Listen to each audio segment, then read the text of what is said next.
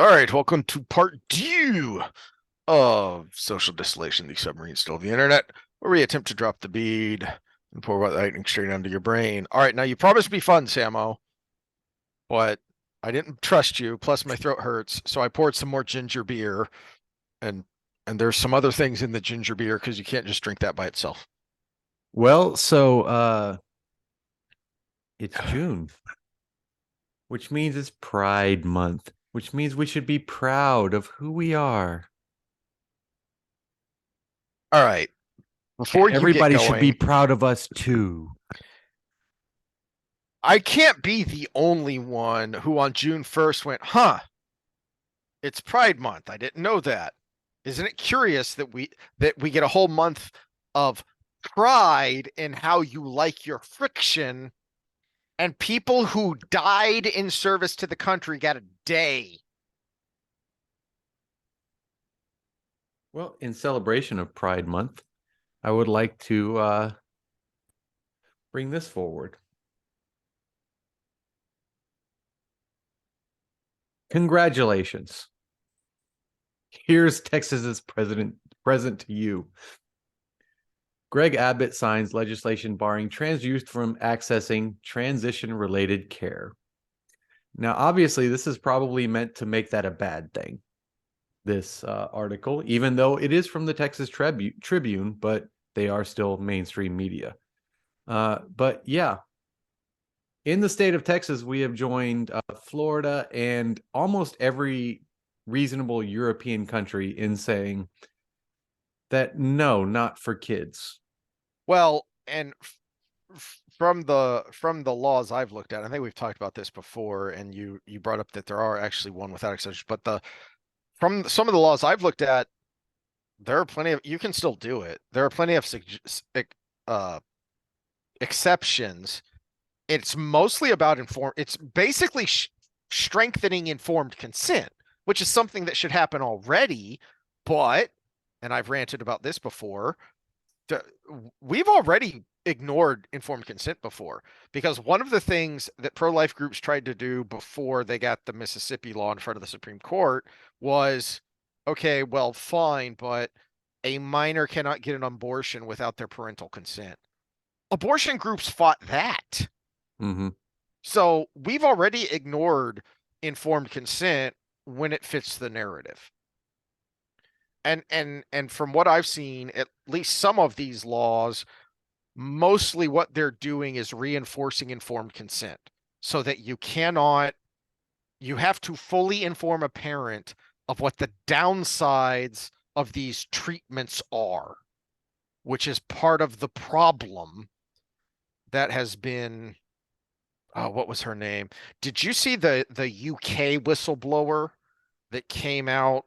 I don't remember Yes. when, about Yeah. one of Yeah. She was these. on Trigger. Okay, Uh, yeah. That's where I yeah. saw her.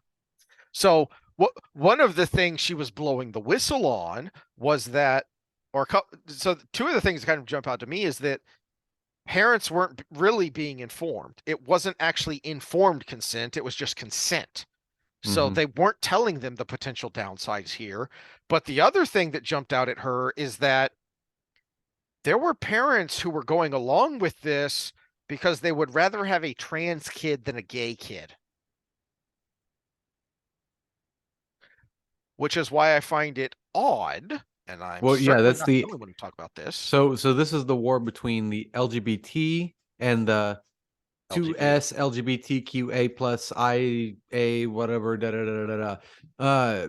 This is the war between the two of them, and I should have had it queued up because Blair White has an amazing little monologue on Sky News about why she's not part of this, even though she is a trans woman who is actually a semi-hot trans woman that uh but she's completely against a lot of the things going on, and the question asked to her was, are you a woman? And she said, no, I am a trans woman and this is why. And then she went into the whole spiel on that. And so for those of you that want to be compassionate, look into those sources that are actually transsexual people before all of this exploded and before it became No, I don't want to give too much away. Before it became something that was popular. And look at those people and then see, because then you can see genuine body dysmorphia, body dysphoria, and how it played out over time as they were adults versus the movement we have now, which is my kid is this. He's a dinosaur. Let's insert some teeth and let's cut his arms down to here because he says he's a triceratops, right? We can cut off your humerus and just have your forearms there, and you can be a triceratops. Why don't we do that, right? Jeez. Have you watched Gattaca yet? I think I brought that up a while ago. I have not. No. The most prescient dystopian movie. The more we move forward, the more I think, good golly, that movie's even scarier than when I first watched it. Because one of the things that Ethan Hawke's character does in order to pass for this, basically he assumes the identity of this genetically engineered person because he's not. So he can't get by. Well, but he's like an inch and a half shorter than this guy. So they have to graft bone into his shin to make him taller. Can you imagine the pain of that? We're not that far from doing that. We already have some of that craziness with the reptile people. I'm a dragon. I'm going to get some insane tattoos and body alterations because I'm a dragon. No, you're someone with issues, bro. That's what Sorry, you I've are. got inside information on the dragon lady, so Oh no. God. I can't say too much due to client confidentiality, but That's intriguing. Yeah, let's go and cut that there so I don't get anybody in Okay. trouble. So, but back to where you were gonna go here. uh You promised me fun. where was I gonna go? Okay, I so don't know. what's Go the for last one we somewhere talked fun. about? Trans and the difference between the Blair Whites and the crazies. Okay, so yeah, so we've got that. We got the adults doing their thing and paying their own money to do their thing. But then and we got in Texas where they're protecting people. And one of the things I was looking up while you were talking was the actual bill. But it's actually really long. So we'll have to dive into that later. But let's go to California. Because in Texas, we're preventing this from happening. Here's what's happening in California. Actually, this is 2013. Gender non-discrimination in health insurance. So one of the reasons I wanted to bring this up is, oh, it's not going to affect me. Yes, it is, because it's in your insurance. Because if it's not in your family, you're still paying for it. Mm-hmm. Right? So definitions. Actual gender identity means a person's internal sense of being, male, female, a gender different from the gender assigned at person at birth. So we're looking at the same language we talked about earlier. Let's skip up a little bit. Remedy for past discriminations. Ibram X. Kendi. Ibram X. Kendi. The only remedy for past discriminations is current discriminations, right? So let's go forward. So we go through the definitions. Transgender, perceived gender is what I see you as, but it's not right. Transgender person is a person who is not their perceived gender, but is somebody who identifies as the other gender. And this is California state law, by the way. This is not something I'm bringing out of a news article. Discrimination on the basis of actual perceived gender identity. An admitted insurer shall not, in connection with health insurance as defined in subdivision blah, blah, blah, of Insurance Code 106, discriminate on the basis of insured or prospective insured's actual or perceived gender identity, or on the basis of the insured's prospective insured is a transgender person. The discrimination prohibited by this section numbers includes any of the following: denying, canceling, or limiting or refusing to issue or renew an insurance policy on the basis of an insurance or prospective insurer's actual or perceived gender identity. or for the reason that the insured or prospective insured is a transgender person. How do you read that? I don't know. It was all gobbledygook to me. That's the point. Because if this is a female to male transition, but she's pre-op, she cannot be denied access to male exams and treatments, even though she is technically a female. But at the same time, she cannot be denied her female interventions, even though she identifies as a male. Sam, you, you you have higher certifications than I do. You've been working in this field longer than I have, so I have an anatomy question for you. Yeah, it's big. How Sorry. does one Sorry, ladies. perform a Yeah, prostate exam on someone who literally does not have a prostate? very carefully. Oh, okay. YouTube says I have to say that.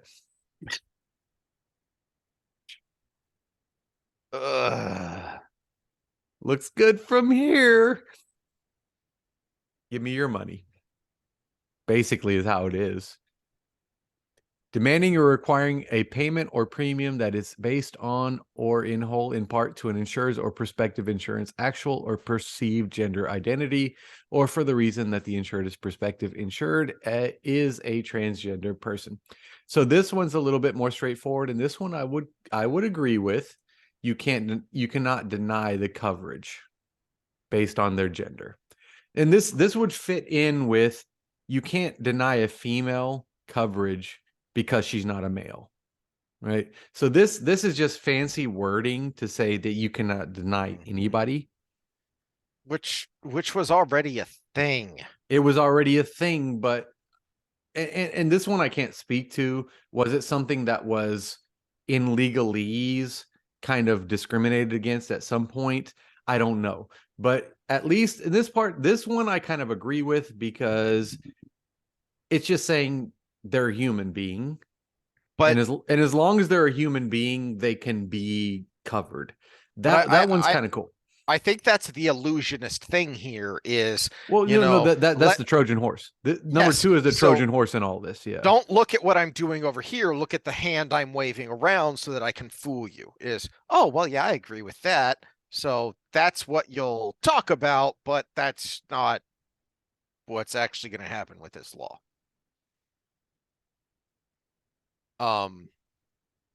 Which Okay, isn't where I thought you were going with this, so but keep number going. 3 goes into pre-existing conditions, and this is a setup. This is a setup to your payoff you just brought up. So this is a setup. So we cannot discriminate versus pre-existing conditions. Okay.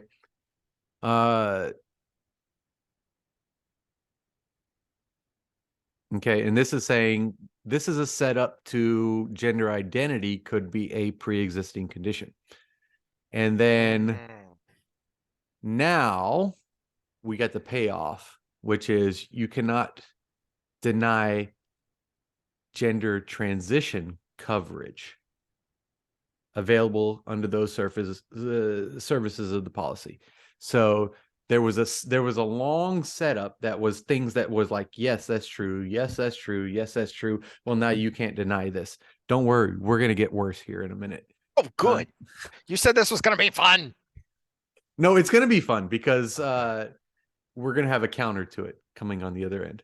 We started with the counter, then we're going into the bad, and then we're going to go back into the counter. So, but yeah, so this is Article 15.1, gender non-discrimination of health insurance.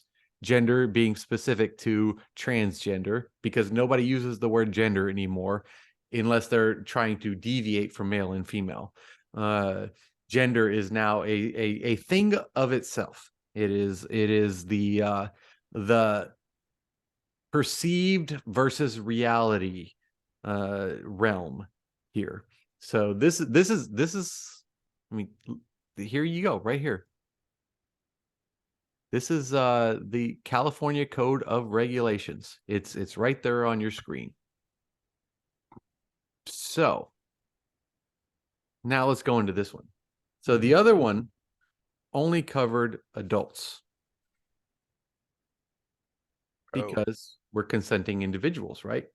The law only covers consenting individuals, otherwise specified, unless it's protecting those who can't consent. So Ricardo Lara here, California Insurance Commissioner, in 2020 has created this memo here, which is now codified into law in California. Yeah.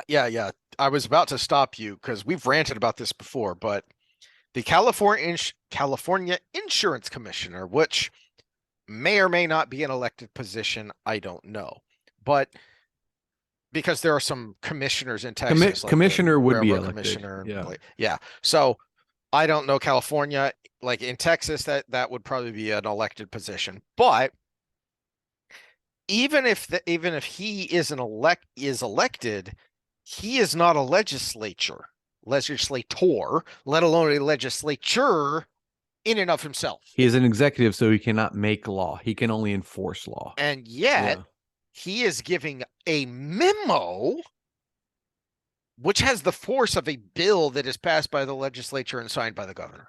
Mm-hmm.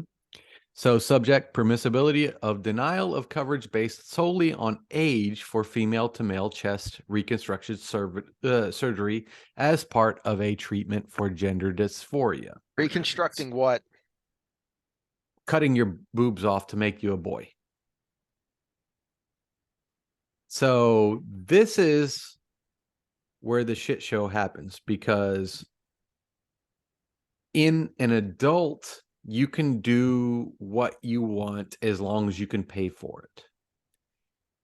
Except that we just saw that California is forcing insurance to pay for it. Mm-hmm. We're gonna get to the more of that later on where it comes from. But in a child, they cannot make that decision. So it has to be something that is detrimental to their health in an extreme way. So as we go further into this document, you probably have you seen where this, you know what I'm talking about? Or is this new to you? I thought you were going to the Washington law, the new Washington law, but I'll get there. I'll go there in a second. Washington law might be the same, but here we go down to page 2. Let's see. No, page 4. Paragraph 2. Okay, so according to WPATH standards of care, expressively recommend mastectomies and creation of a male chest as a medically necessary surgical treatment. So this is important, medically necessary, because now you can put it on minors, of gender dysphoria for female to male patients who meet specified criteria. As such, an individual diagnosed with, trying to highlight this one, with gender dysphoria, who is born with female characteristics and identifies as male, the presence of a female chest is an abnormal body structure caused by gender dysphoria, which is medically recognized condition within the meaning of Insurance Code section 10123.88. So what they're making the case for is it is an abnormal body structure. So because they identify as male, the breast is an abnormal structure. It's a tumor on their body. Paragraph 3. Consequently, male chest reconstructive surgery for treatment of gender dysphoria is performed to correct, in quotes, correct or repair abnormal structures of the body caused by congenital defects. So the breast is the congenital defect, not their mental state. Just to put that in my own words. Developmental abnormalities, trauma, infection, tumors, or disease in order to create a normal appearance to the extent possible, normal to their perception at the moment when they're a child.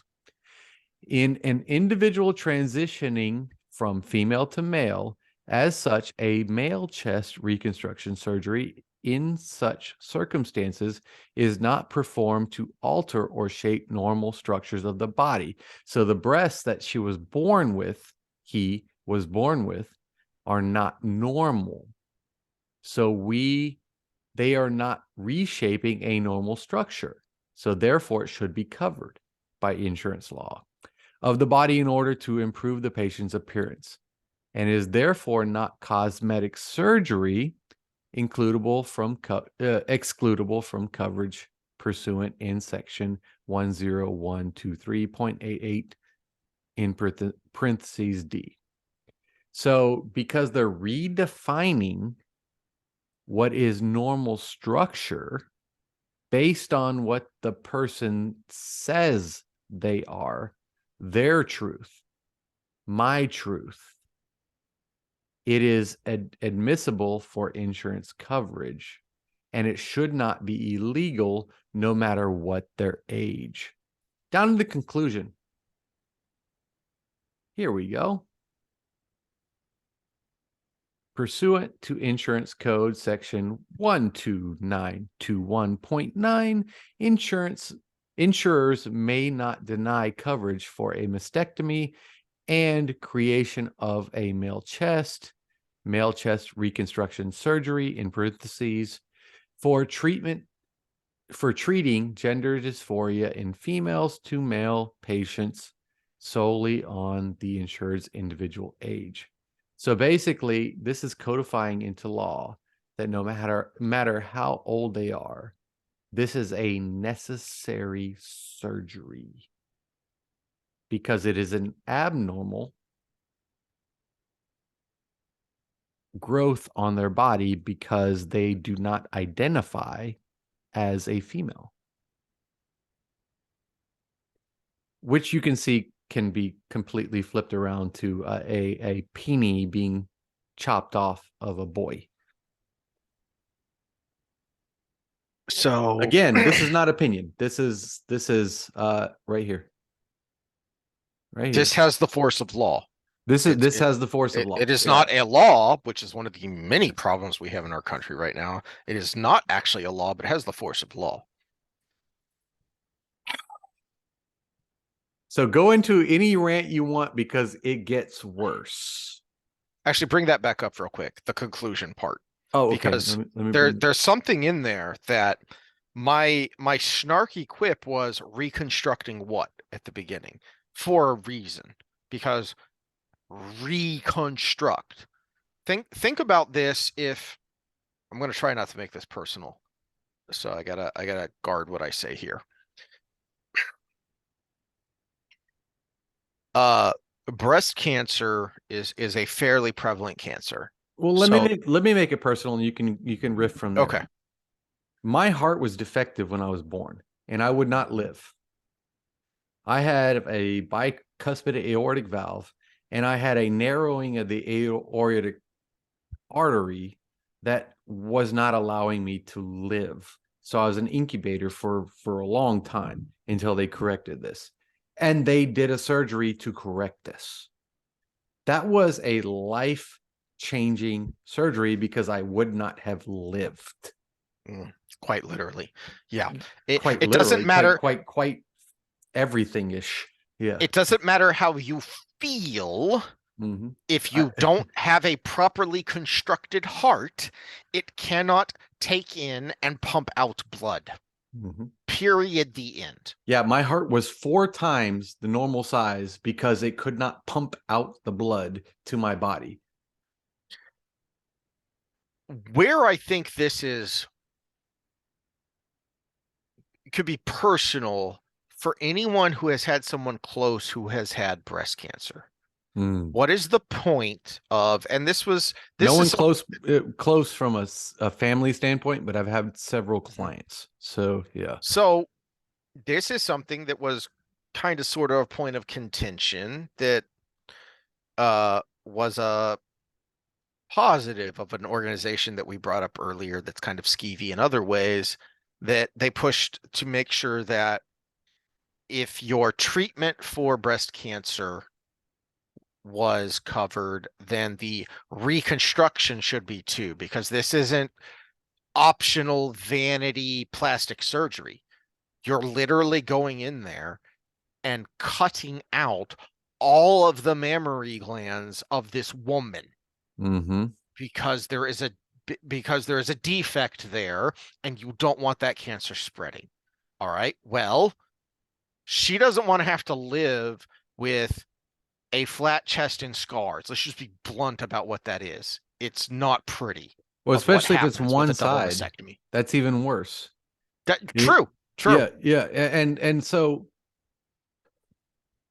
we have to acknowledge the fact that medical interventions can sometimes lead to abnormalities, and we have to actually, it's really hard if you haven't been there, look at the negative psychological effects of Mhm. being completely different than everybody else. And this is a hard message to put across right now, because there's so much push to don't let anybody acknowledge your differences, when differences matter, because Mhm. everybody notices them whether you want them to or not. And yeah, we should put things aside because we're a freaking melting pot of a country. But something like one boob's a D and the other is non-existent is not something the normal passerby is going to put aside. Which is a struggle to live. I don't think I've brought this up before, but one of my most challenging clients, I've brought up the 78-year-old who'd had the double bypass and had a pacemaker. I don't think I've brought up, I think she was 32. Not only had she had a double mastectomy, but they had to take out a bunch of pec tissue too. So she had serious issues when it came to upper body strength and movement because a lot of her pectoral muscle had been taken out. It just wasn't there anymore. This is someone with a very real, very deadly, literally life and death. If we don't take this out, it is going to spread to other parts of your body. And I have known people who have had breast cancer spread, and it's ugly. I mean, just think about where it's at there. Okay. You've got your lungs right here. You've got your lymph nodes right here. You've got your heart right here. Mm-hmm. That's where breast cancer can be so deadly because it doesn't take much for that cancerous mass, those cells, to spread into vital systems. So, why is the reconstruction important? Because this woman has already been through a serious physical and mental strain. She does not also need the lifelong scars that go along with that. She wants to look like a woman. She wants to look like the woman she was Mm-hmm. before she was afflicted with this physical ailment, this very real physical deformity. That's what cancer is. It is your cells growing unnaturally to create a deformity. That's what a tumor is. It's a deformity.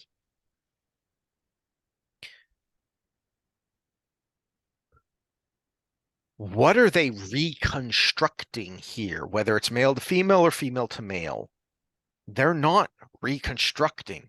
And that's why I had you bring that up there at the end. That conclusion, they admit it in their own conclusion because they talk about the constructing a male chest. And then in parentheses and quotations, they say reconstructive surgery. They're basically admitting this is not reconstructive surgery. This is an invention. This is not what it is when a woman has to tragically go through the the mental and physical strain of having a very important part of your body cut off. I mean, let that sink in. That's why breast cancer is so scary, because your breasts are part of what make you a woman. Your figure is part of what makes you a woman. It differentiates you from men. We are very square. We have straight lines. We are angular. Women have curves. It is part of what makes them so aesthetically pleasing. It is necessary. It's not an option. It's not vanity that makes us want to make reconstruction part of the treatment for breast cancer. Contrast that with what's going on here. Someone feels like they are a different gender. Their feelings require that you cut off healthy tissue to make a male chest, or distort a male chest to make it look like a female chest. That's what's going on here. And I wish I could remember who I heard say this recently and give them credit, but this was damn it, why didn't I think of that kind of thing? Because it's so obvious. But in the same way that they just admitted they're lying in that conclusion with the reconstruction, think about this. Why are there only 2 surgeries for gender affirmation care?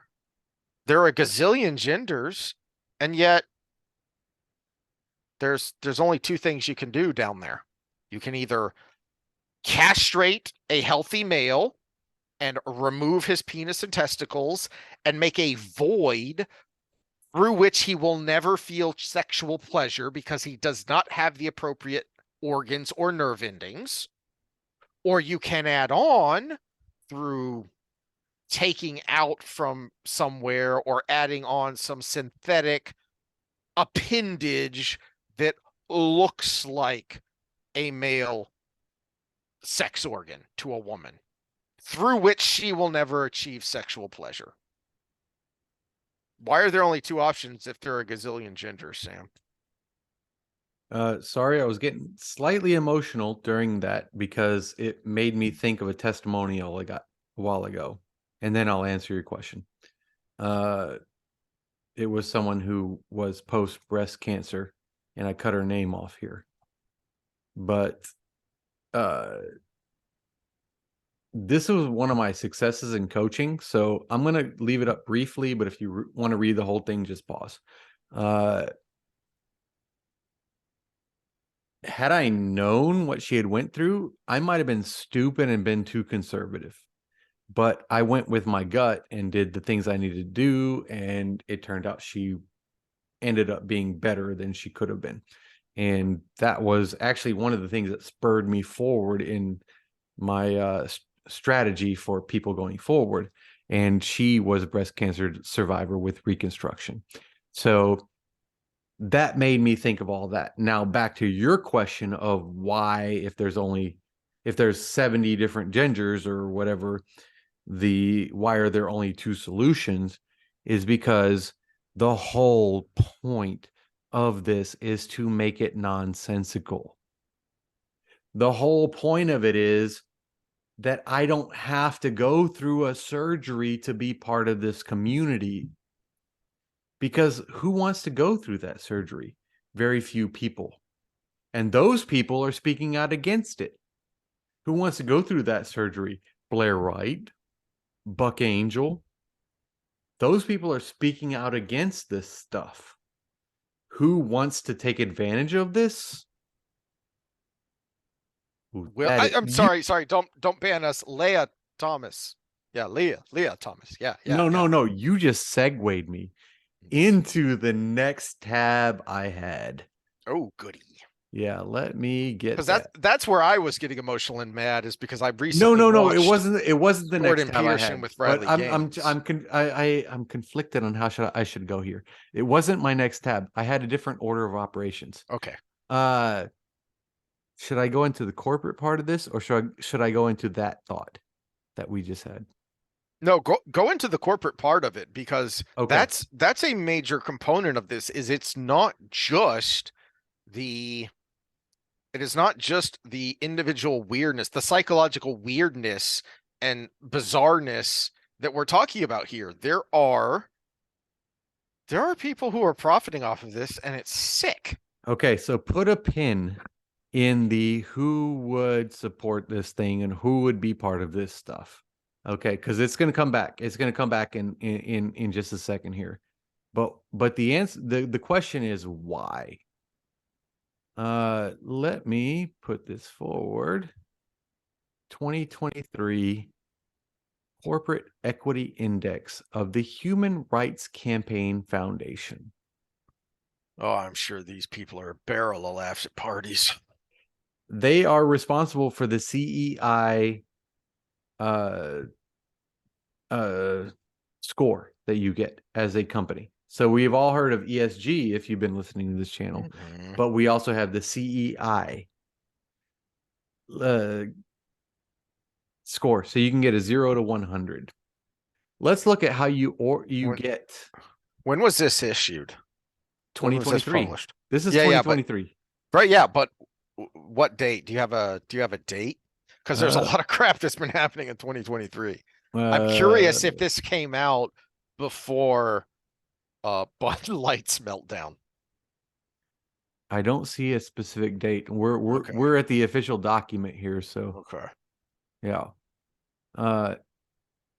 So did I write down the page number? No. So we're introducing new areas of impact, blah blah blah. CEI being the score. Here you go. And this is something that's been around for a while. Everybody's trying to get a CEI score. So we're looking at workforce protections, 30 points. So this is out of 100. Policy includes sexual orientation of all operations, 15 points. Policy includes gender identity or expression for all operations, 15 points. So there's two ways you can get your 30 points there. No, that's not what I'm looking for. Here we go. So this is going into 2023. This is what you could get. Transgender inclusive healthcare benefits. So this is for insurance agencies, by the way. 10 points possible.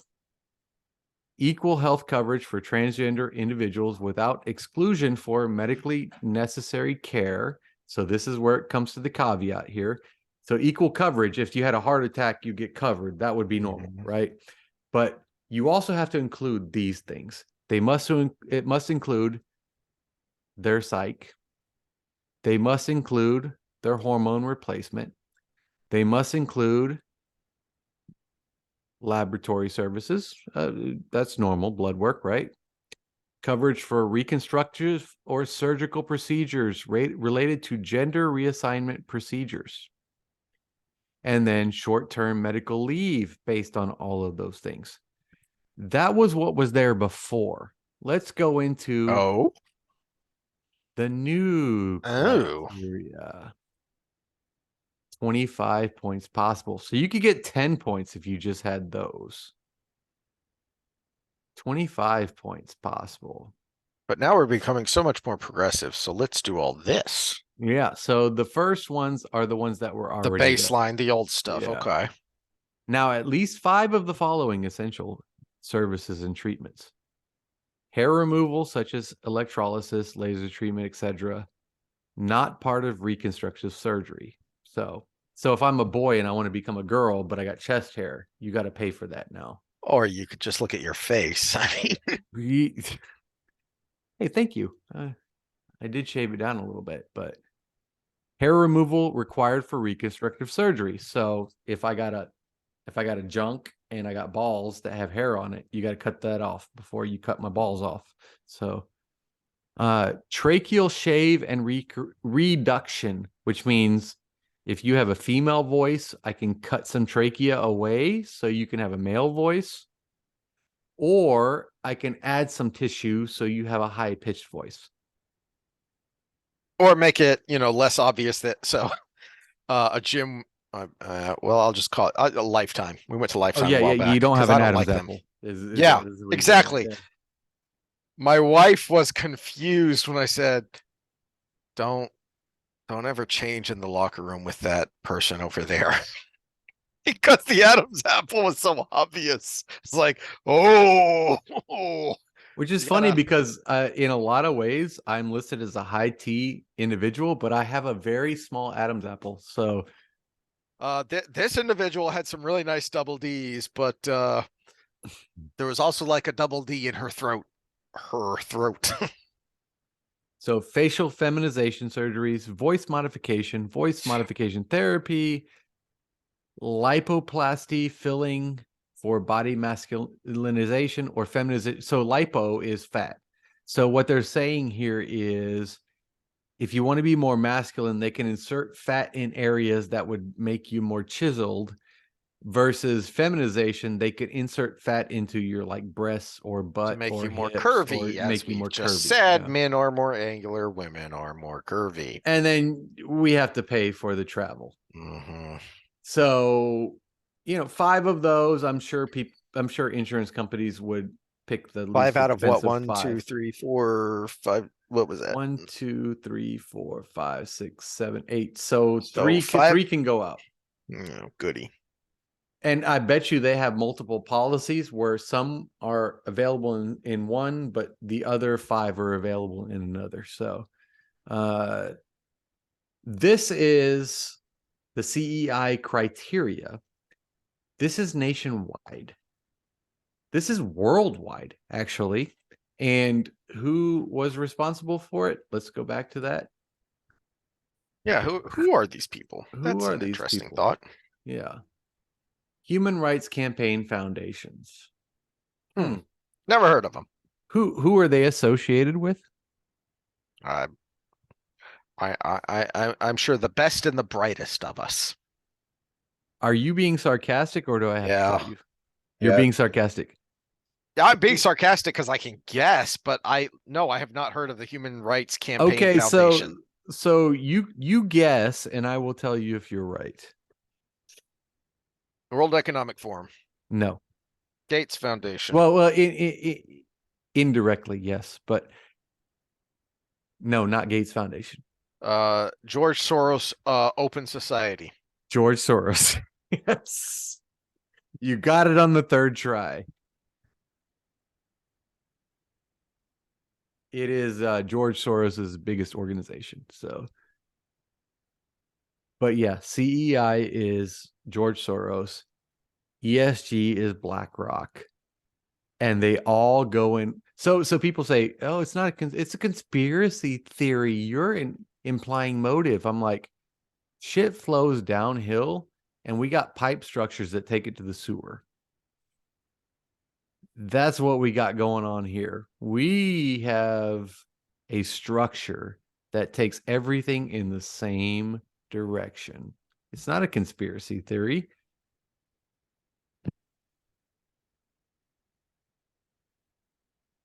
It's conspiracy theory. It's a slippery slope fallacy.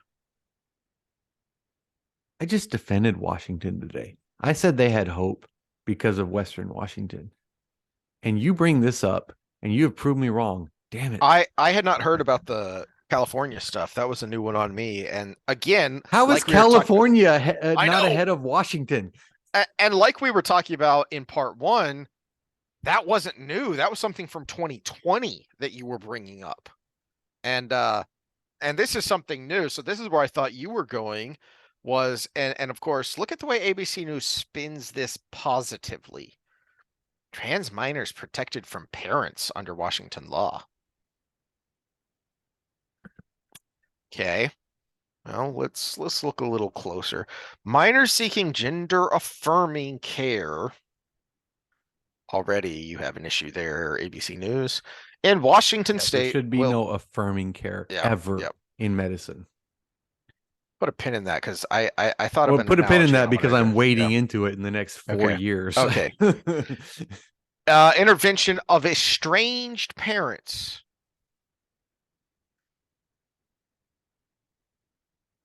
I'm going to go out on a limb here and say if you are a dad and you only and your ex-wife has primary custody and you only have the weekends, that you're an estranged parent. So if the dad says, wait a minute, why are you dressing my son up in a dress and sending him to school? Wait a minute, why are you sending him to a doctor who's going to give him hormone blockers that are used to chemically castrate pedophiles? Wait a minute, why are you trying to chop off my son's dick? So You're an estranged parent and you have no legal rights in Washington. you being a Christian hates this guy. Dawkins? Dawkins. All right, well, hold on a second. Before you get So, there, no. I'm just saying the atheist and the Christian agree because there is no better judge of what's best for the person that is involved other than their parent, because the gene is selfish. Whether that you're talking about being a parent from a godly standpoint or the fact that my genetics will be passed on, or just from the the common answer is sense, the same. or just from the common sense that the parent is going to spend the most time with the individual child. Yeah, So what they're going to happened? know them better than anyone else. What happened to Don't Mess with Mama Bear? Yeah. Whatever happened to that trope, right? Yeah, well, I mean, you bring up this all the time when we get into this, is the point is the controversy. If you're trying to create a violent counter, there's no better way than to try and harm someone's kids. It's all about the response. Yeah. If you want to create a violent backlash, you go after someone's kids. Just go after someone's kid and see what happens. Yeah, And we I almost went off a cliff from my kid. Mhm. I will definitely destroy a pedo from confronting my kid. So And so this third paragraph here, it ties into what I brought up previously about we've already been here with parental notification laws when it comes to abortion, and the pro-abortion people are like, no, you can't do that. And this is how they get around it: is licensed shelters and host homes in Washington had generally been required to notify parents within 72 hours when a minor came into their care. Under the new law, facilities can instead contact the State Department of Children, Youth, and Families, which could then attempt to reunify the family if feasible. Youth will also be allowed to stay at host homes, private volunteer homes that temporarily house young people without parental permission. So, there's a place for child protective services for abusive households, but the affirmation of my kid when they decide to be a unicorn or a girl or a boy. No, I mean, you can make it more simple than that. Heck, let's say I'm the Bible thumping traditionalist Christian and I won't let my daughter get her ears pierced. And because she's 13, 14 years old, we have a huge fight and she runs off. Okay. The point of these kinds of shelters and homes is, okay, there's a 13, 14-year-old girl. She needs somewhere safe to go.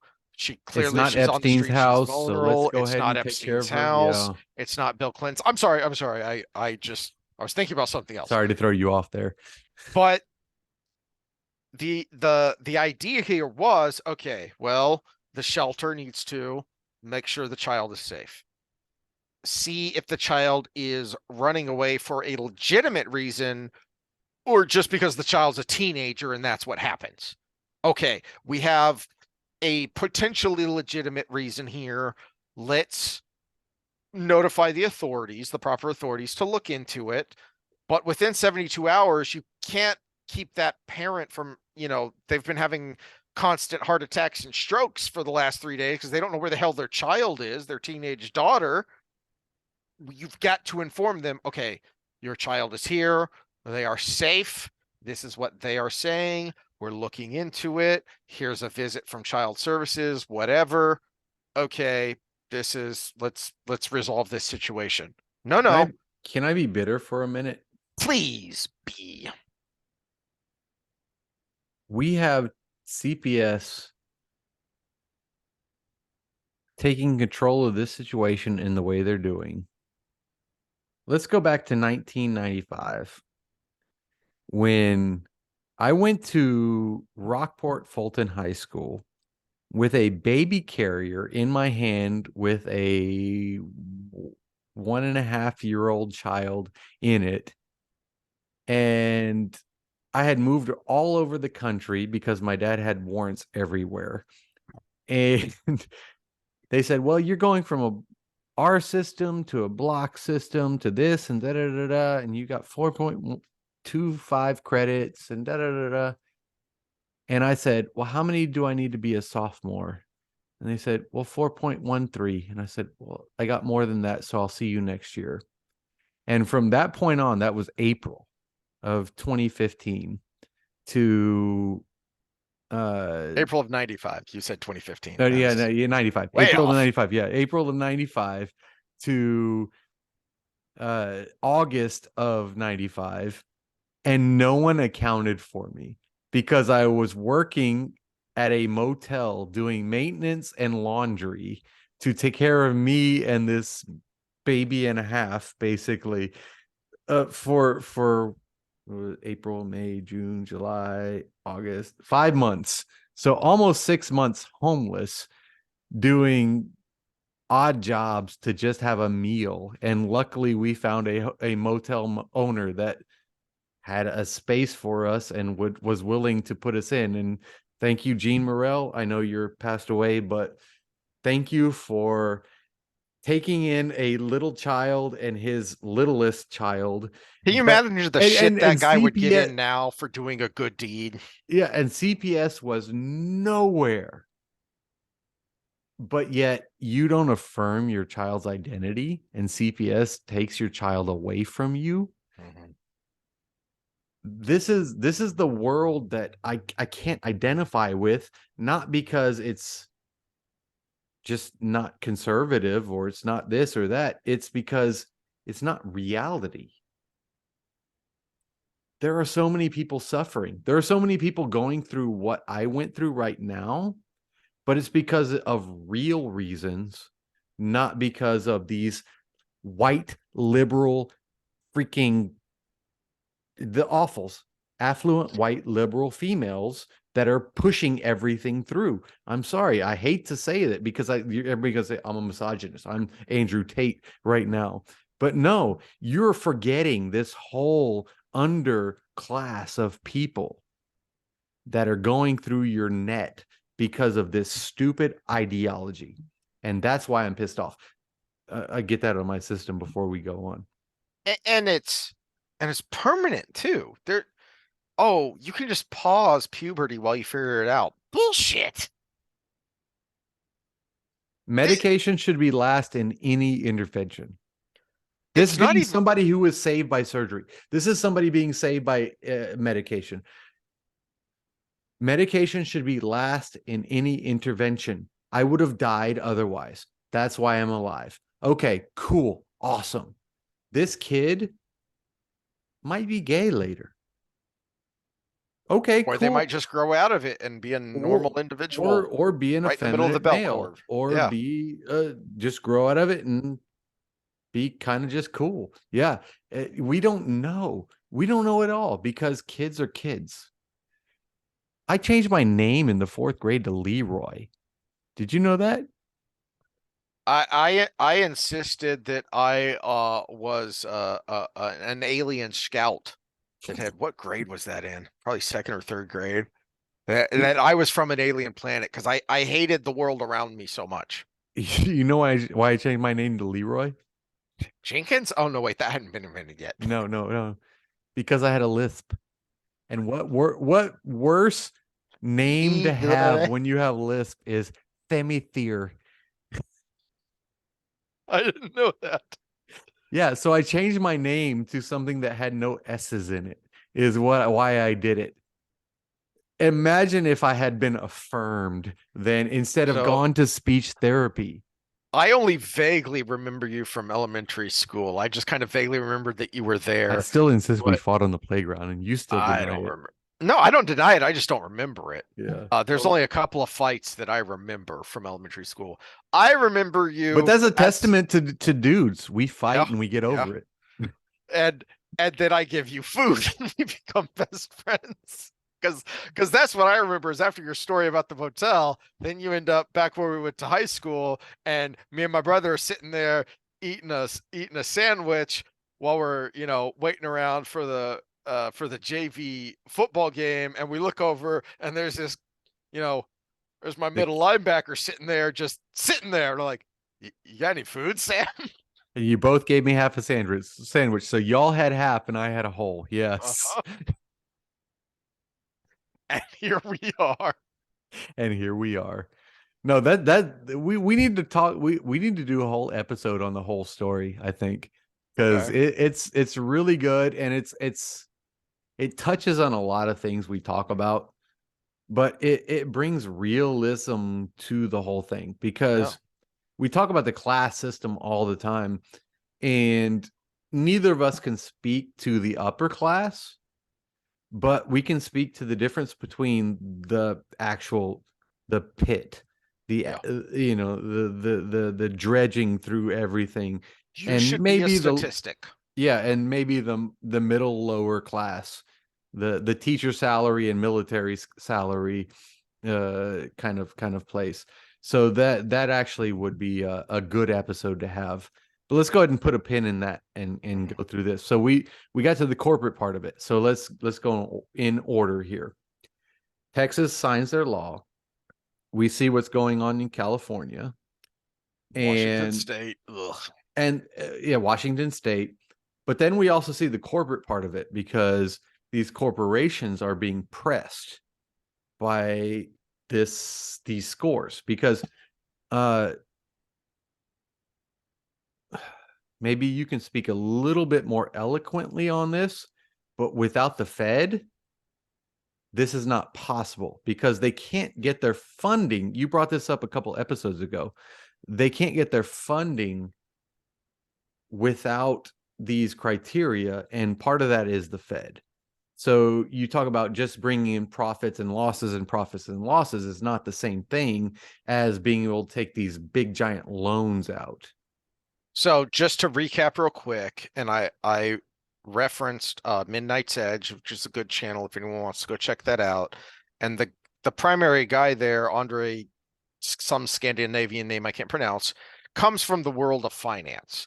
So he talks a lot, not just about pop culture, but about the the business behind it, the business behind Hollywood, not just the crap that Hollywood's putting out. And he put out a really good video explaining why in the world, because from the outside looking in, it makes no sense that Bud Light would do what they did. Mm-hmm. But if you understand big business and big finance, you understand that a lot of companies operate with a credit line because they'll have some big deal coming in, Well, I mean, to put it in people's perspective, we do it in our own lives. We have a mortgage, we have a car payment. We have our yeah. Let me try and finagle with my yeah. automatic payments because I've done that. We live a life based on debt, Mhm. basically. Yeah. So I'm going to schedule these bills to auto pay at this time because it's right after the first paycheck of the month. Then I'm going to move these bills to pay at this time because it's after the second paycheck of the month. Same thing with big business is I've got $100 million deal coming in, but it doesn't come in till next week. And this week I've got tens of millions of dollars in salary to pay. I got a problem. Yeah. Well, not only that, it's just like, I got a $400,000 house. I'm gonna just pay 400,000. We don't do that. No. Big We businesses pay don't do it either. $3,000 a month for Right. that. So so so It's what the same thing Andre on a business level. It's not yeah. So to kind of like just personify something abstract. so here's the problem with ESG is because somewhere along the line, the We're nutsos, NCEI, which we're bringing up here. Yeah. right, the nutsos took over finance. And we've talked about BlackRock and other things, but it's all of them. And it's, well, okay, we can continue to extend you this credit line that we've always extended because we know you're Anheuser-Busch, you're the biggest brewer in the nation. We kind of want you to do these things now so that we can make sure you're a good investment. And these things have nothing to do with dollars and cents. It has nothing to do with the red or the black at the end of the ledger. It's all about the what is the environmental social governance score, right? So it makes no sense from the outside looking in of why the hell Bud Light would do what they did, except they need to keep that good score to keep their credit line. Well, there's a level above that that we didn't talk about, which is the Fed. Now, I've mentioned this before, but this is where the Federal Reserve is blatantly unconstitutional and illegal, and why people are calling for it to be audited. By the way, we all dropped our ball on Ron Paul. Well, rhyme intended. It's kind of like what you were talking about with Flynn and McCullough. It's because there were other places where he kind of went off the deep end, and it was hard to, if he just would have focused in on the Fed. If he would have answered better. That's the problem. Because the places he went off the deep end would have been unaffected by his policy. Abortion, for one. Kind of like what RFK is doing right now. Yeah, he is extremely pro-life, Ron Paul. But at the same time, he is extremely anti-interventionist. So he would have just thrown it back to the states. And but he was torn down by his pro-life stance. That's just one example. Yeah. Here's what the Fed does that skyrockets inflation and cranks up our debt and our deficit and is brazenly illegal, because by the Constitution, only the federal government has the authority to print money, and the Fed is a semi-governmental institution. So what they do is they will... Wasn't there a duel fought in this? Alexander Hamilton, Aaron Burr. Yep. It goes all the way back. Didn't Aaron Burr win though? Yep. Then how did we still end up with the Fed? The progressive movement in the early 1900s. The Fed came about, and I want to say 1912, but I can't remember. Anyway, so it's not that old. But basically, what the Fed does is what I was just talking about. The lines. You said 1912. I want something like that. It was early 1900s. Well, that's when the Frankfurt School came over. Curious, isn't it? Curious. So what the Fed this wasn't planned. We're just riffing here. So they do to big banks what the ESG people are doing to big business. So it's just another layer of that. So the big banks extend a line of credit to people like Anheuser-Busch so they can meet their tens of millions of dollars in payroll before they get their hundreds of million dollars in revenue. Well, the big banks, they get their line of credit from the Fed. The Fed says, all right, we're going to dump, we're going to click some numbers on a keyboard, and all of a sudden digitally your balance sheet goes up, 100, 200, $300 million, to make sure that you are solvent, to make sure their justification is, well, we can't have a run on the banks like we had in the Great Depression. That's what they're supposedly trying to do. But instead, what they're doing is they're propping up the big banks and giving them extra capital to pump into the stock market to artificially boost the economy and keep it going. And there are people who are much more schooled in this who can give you much more details if you really want to go down that rabbit hole.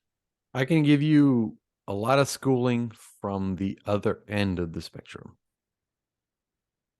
So having run an LLC for the last 2011 till now, so 12 years, everything's on your personal credit. So you don't get any of those benefits. And it's actually completely the reverse. So what you were talking about, where you get this benefit because we give you the money and blah, blah, blah, blah, blah. On the LLC side, it's, well, what are you doing for us now? Give me your taxes. Blah, blah, blah. Everything is set up to be against the small business owner versus the giant corporation right now. That's why I keep holding to the stance of we live in a fascist state, because we're getting further and further and further away from what we call the American dream, which is why I'm actually one of the reasons I started this goddamn podcast is just we are so far from what we intended right Yes. now that it's and we're not unsalvageable. That's the other part of it. We're not unsalvageable. We are. And just a quick aside, or well, kind of a reinforcement of that, because we do like to make everyone mad at us, that one of the infuriating things about, oh, the Tea Party is just racist because Obama is black, and well, I mean, he's half black, but whatever, and as president, ignored the fact that the genesis of the Tea Party movement was in the last years of the Bush administration, Mm-hmm, and it was about the bailouts. mm-hmm. And I wish I could remember. I think I remember who it was, but I don't want to say because I can't remember for sure. But Paulson, the Treasury Secretary at the time under Okay, yeah, I Bush, recognize that name. Yeah. he brought in five or six president CEOs of the biggest banks in the country and told them this is what's going to happen. We're going to bail you all out. And there was one who said, "No, wait a minute. We're fine. We haven't invested heavily into these derivatives that are making these other banks crash. We don't need it. We're good." Paulson said, "Absolutely not. You will not leave this room until you sign this paper because we have to have everyone on board for for PR reasons." And I What wish is I could this? remember who it was. What is this for? What It's for is human ESG rights. for? What is all of that for? It is a Curious what. counter to the Tea Party and the Mm, Wall Street protests. hmm. That's a good point. Remember, these things were happening, and all of a sudden, everybody was aware. And then the corporate people in power decided we can distract everyone if we can get them fighting each other. Well, the distraction started with Occupy Wall Street, really, and Mhm. it was infuriating, No, and then it just Occupy Wall morphed from Street there. was basically in line with Exactly. Tea Party. But Yeah. it was so hard to get people to understand that. Like the you and me, the outside looking in, would be like, "Oh, well, no, we agree on the problem, we just disagree on the solution." Mm-hmm. But Well, when it came to it's the Trump and activists, Bernie, right? yeah. Same problem, different solution. Now Bernie sold out and Trump never Mhm. did, but that's neither here nor there. Yeah. But Well, it illustrates the problem is that to your point, the system can't have that. One of the reasons Trump won in 2016 was because of what you just said.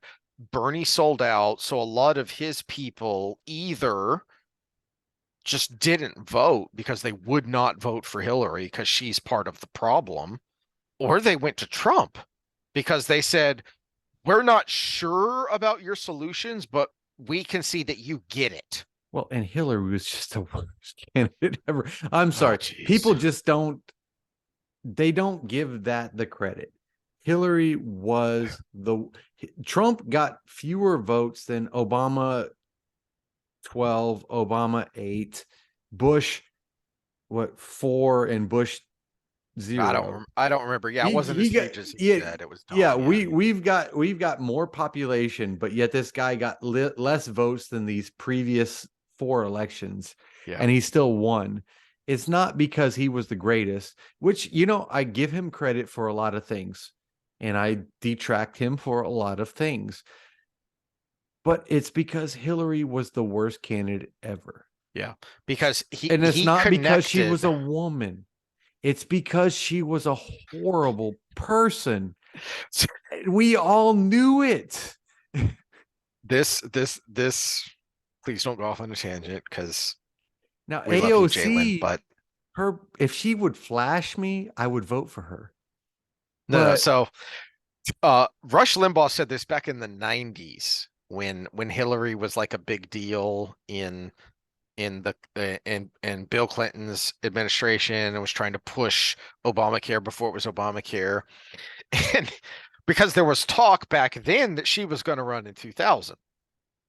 And Rush Limbaugh's analysis was she cannot win because she reminds far too many people of their first ex-wife. And I hadn't even been laid yet, and I could still see what he meant. 2020, No, even I had 2000. been. She Oh, 2000. yeah. Yeah, There was 2000. Even I there had was been laid talk that once. she was so Come she on, ended up man. running for she ended up running for New York Senate in 2000.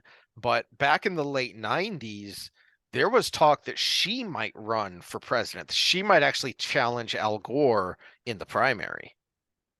And that was his analysis of why she could never win. Oh. Okay, so shall we move on?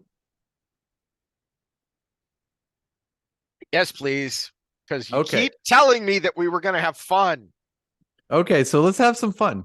Okay, so should I go to let's see, I have two different directions I could take this in. Oh, Should you I had a right when I brought up Riley Gaines and Will Thomas. You said there's the Yeah, individual personal there's and there's the that corporate. direction, but So that's the deeper direction. So should I do the other one first? do the other one first. Yeah. Okay, yeah, okay. So you know, there's one class of people that might be more conservative than Christians, but can't be criticized by the left. Who is that?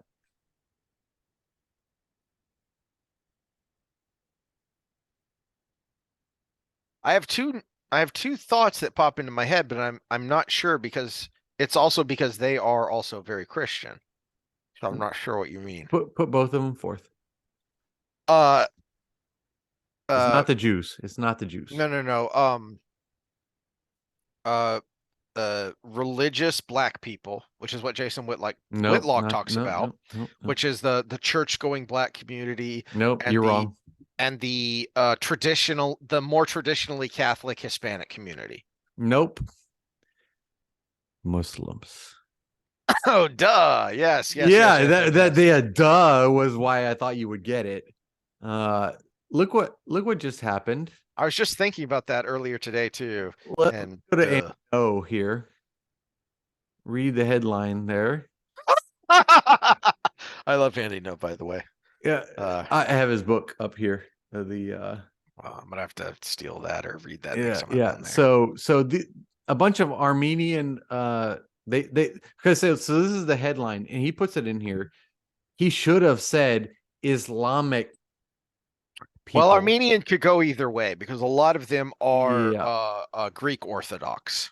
Well, either way, they're still extremely religious, but Mhm, there was already headlines of Muslim mhm. counter protests to all this stuff. So Yes, to basically what you saw, what we talked about before with Loudoun County in Virginia, which was mhm. kind of one of the nexus of the parental counter to the woke going on in schools that kind of came to light because so many kids were home during COVID. Yeah, And so the things you can't yeah, touch are trans and Islam. But what happens when they fight each other? What can you touch?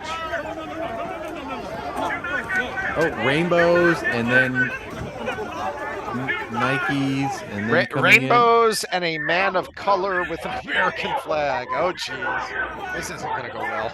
Yeah. So who? Yeah, the Uh, police are actually doing a very good job here of yeah. stopping this. Get in the middle, separate the groups. People who are getting handsy, pull them off, get them away. But Yeah, don't escalate. Just be yeah. ready. that was a very kudos to whoever trained them and to them Mhm. for the restraint that they showed and the action they actually took. Yeah, but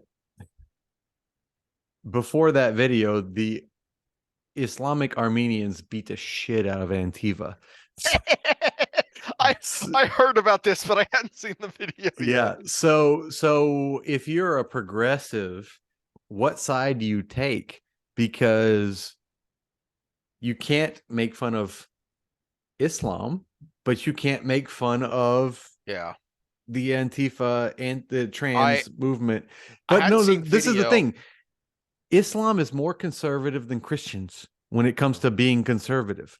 And that's the thing that I've been waiting for to implode. And here we go. Now that with the trans movement. And my view on the trans movement is this is the thing that implodes the whole critical theories right here. Because it happened too fast. That's why they were trying to get into schools. Yeah. And Well, they were already in the schools, but they were no, trying to that's where they were they trying to were trying to push get into this the primary specifically. schools. Yeah. They were And they were trying to push the trans thing specifically very fast. and Trump, as horrible as he was in some ways, was the catalyst to starting this. And then COVID brought school to home. And everybody that was blind to everything that was going on in the schools started to see what their kids were being taught. And it exploded. And then if you go into a community that's traditional Asian, traditional Islam, traditional Christian, traditional anything, traditional, it just makes sense, like myself, from an evolutionary standpoint, that things work a certain way.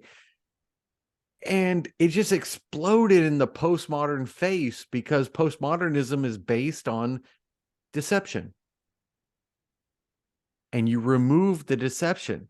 And this is what happens. And this is the first group to react the way they do. And I give kudos to the Christian, what we call right-wing militias, for not doing this earlier.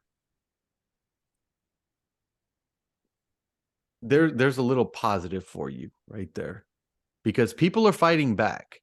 And unfortunately, they're going to be labeled as terrorists. And I don't know what I can do, but I will do whatever I can to fight that. But because they're not.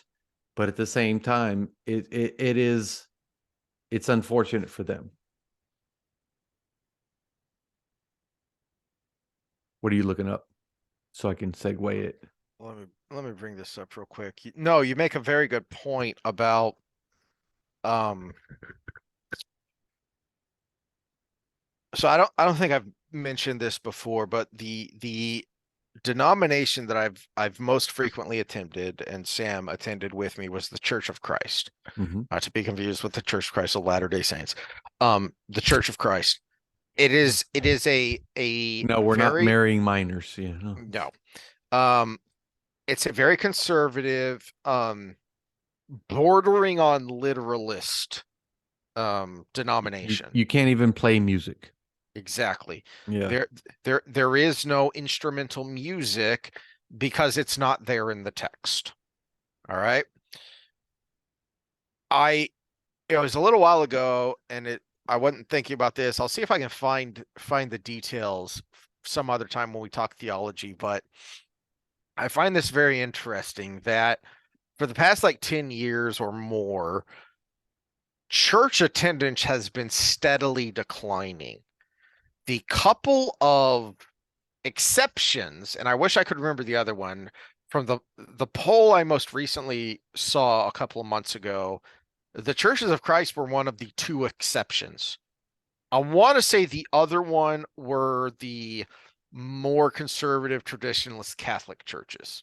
I Yeah, don't think that that's would an make sense. accident. Yeah. I don't think that's an accident. Well, I will tell That you why it's not an accident. Because people appreciate consistency. they actually stand for something. They're look, whether you agree with them or not, especially if you're looking for that, who came up with the term God-shaped hole in your heart? I've heard it thrown around a lot recently. I don't know who first came up with it, but if you're someone who's That looking was for that, Nietzsche. was it? I've heard it thrown a lot. I've heard Ben Shapiro mention that a lot recently, Crowder, other people. I think it was based on Nietzsche, though. Okay. I don't know if it was exactly Nietzsche, but I think it was based on him, It which sounds like, we yeah. have right there.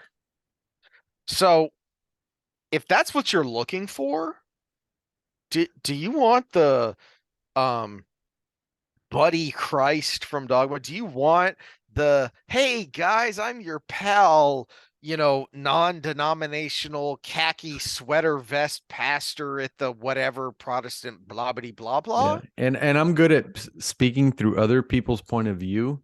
And if I was Satan, that's exactly what I would do. Is make it lukewarm. Yeah, Is yeah. is is Oh. make it um appealing to everyone, so not standing for anything. Which And it fits in the doctrine because it was like the Jesus flip from the Old Testament was everyone can be involved. mhm, It doesn't it's matter not who no you longer are. a chosen You're the people. crook Yeah. next to me on the freaking cross. You're the prostitute that I'm standing for. All of these things. It leads to that mentality. Whether that mentality is true, well, afterlife will tell. And Part of that lukewarmness has been, so, irreligious people or people on the left are, oh, the religious right. The religious right is actually a small segment of the Christian community. The larger portion was, hey, man, we don't get involved in politics. That's part of that lukewarmness. That's part of that. Let's appeal to everyone by standing for nothing, which is what you were talking about with Islamic communities. Is they don't do that, you know?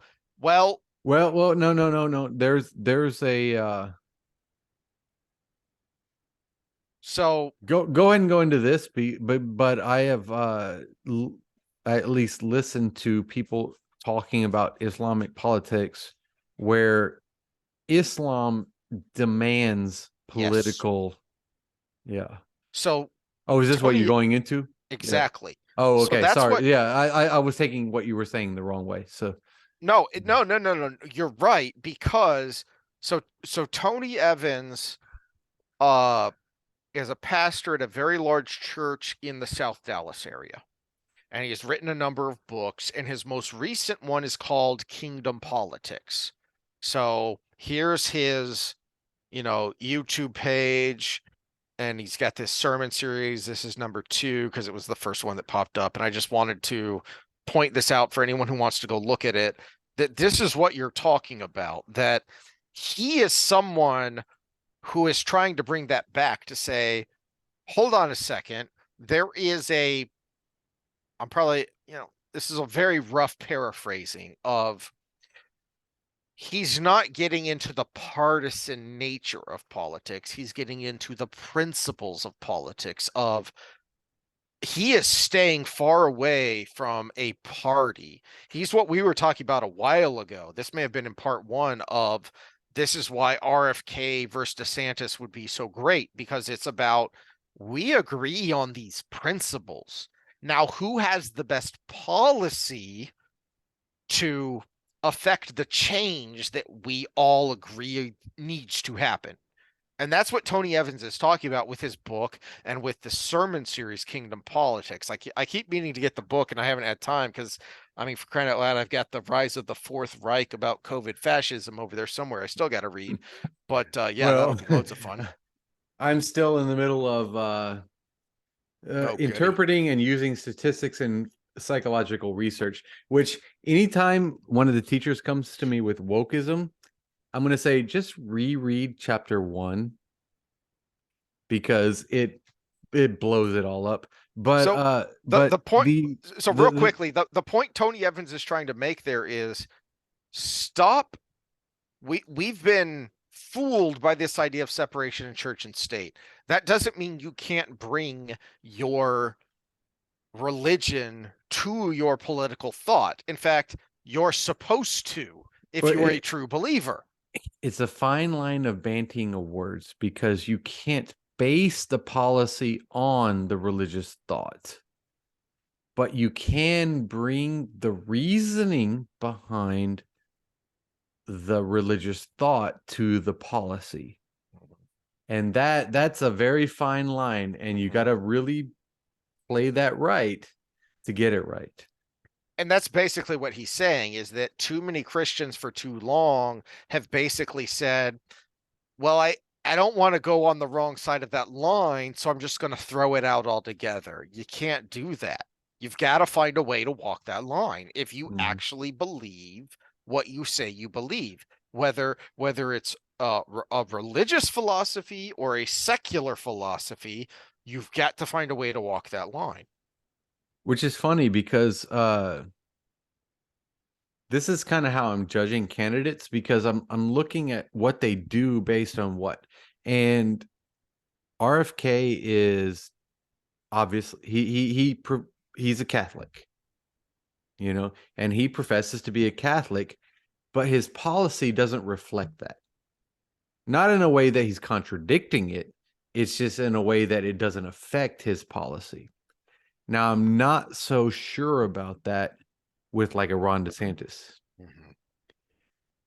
Trump actually did a good job of keeping his religious beliefs away from his policy. He's just kind of an idiot sometimes.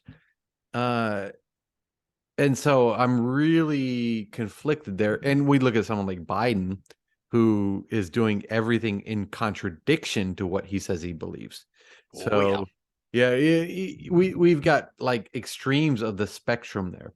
Now, with if anybody wants to look into the difficult conversation about Muslim philosophy, which might get us canceled. I don't even know how that works on YouTube anymore.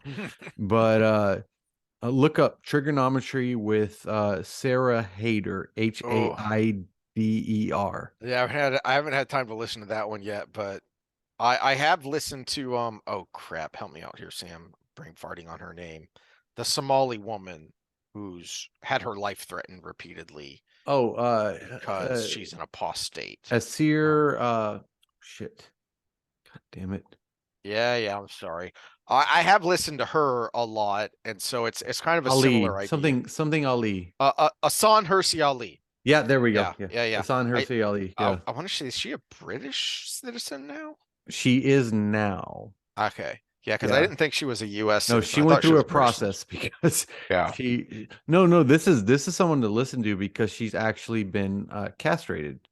Not castrated, what do you call it? A clitorectomy is the polite way to say it. Female circumcision. Female mutilation is a better way to say it. Let's do technical terms for YouTube. She has been female circumcised, but she has found a life in marriage after that, which is painful, but she still loves her husband. And but yeah, she speaks out against her time against radical Islamics. So, which, coming from Somalia, there's quite a bit of that. So we actually got derailed a little bit because we're talking about this. But yeah, it's this actually brings forward what I was talking about. We can't really without treading very carefully, talk about radical Islam without getting canceled. But yet radical Islam was the protagonist in the defendant. Antagonist, yeah. Yeah, the antagonist in the riot with Antifa in the video I showed. And this is the snake eating its own tail. They're on the same side of the political spectrum, but they're fighting each other because freaking trans issues. And this supports my statement that trans is the thing that implodes everything that's been worked on by the critical theorists from forever. And I hope we come out of it on a good side without a whole lot of violence. That's my only hope, because they were to be an explosion.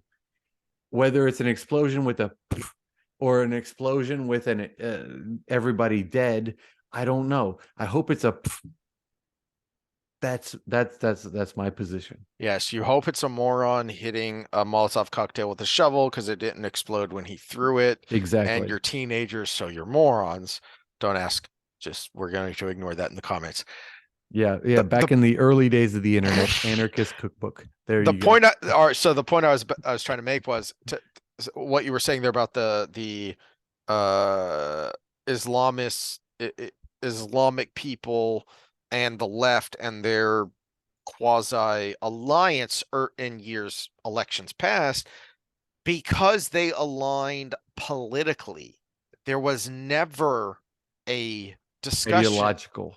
or an attempt to Mhm. create a philosophical or ideological connection. And now that the elements during the Bush years primarily that created that convenient political alignment, they're no longer there. And all of these ideological things are coming to the forefront. And all of these, Muslim communities and families and parents are standing up and saying, what the hell are you doing to my kids? And I actually, I hate this and it's gross, but it actually connects to where we started here with the reconstructive surgery, because you can draw a lot of parallels between what happens in the radical Islamist community and what is happening in the trans community.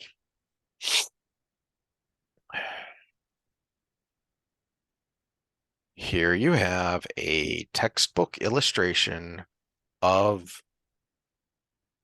the female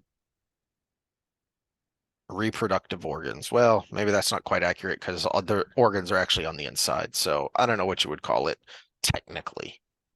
No. Take it away. Take it away so I don't have to look at it anymore. But All right. it So the that's point just from the point Wikipedia yeah, page. no. The point is to make it painful. It, And no, the point is to make it painful, but also so that's preventative. So we got preventative medicine, and then we got curative medicine. So we make it painful so the woman doesn't do anything that she shouldn't do. And then we the have curative medicine, which means that I know it's painful as a man because nobody else has been in here. So I have curative medicine to know I am the father of that child. the the best case affirmation of this procedure that people who do this would tell you is that, well, it's, and I'm paraphrasing and making it and simplifying here, that it's just like why women wear the veil to take away the temptation of sin. We're not trying to make it painful. We're just trying to take away the pleasure so that they do not fall into the temptation of sin of having sex just for pleasure. Well, not But of only that, course, so we look at it from a men's perspective is I have paternal certainty. She and screamed when I had sex with her, which means she is still pure.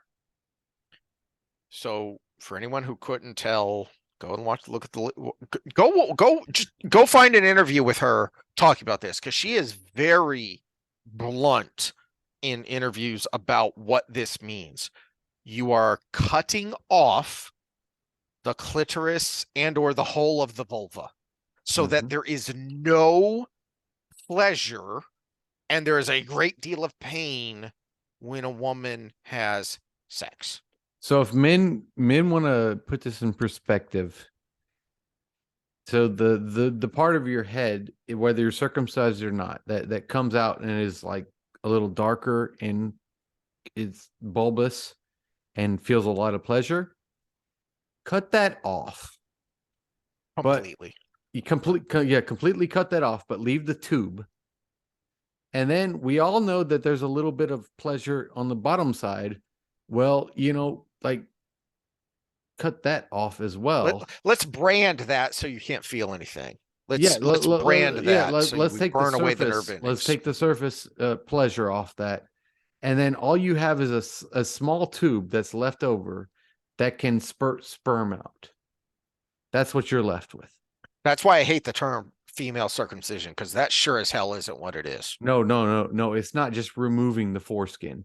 No, it is removing everything that makes it work. And for the male, that wouldn't work because without a little bit of pleasure, you can't do the thing you need to do. With a female, you can, which is very unfortunate from an evolutionary standpoint, because that is part of the thing that lends to the patriarchy.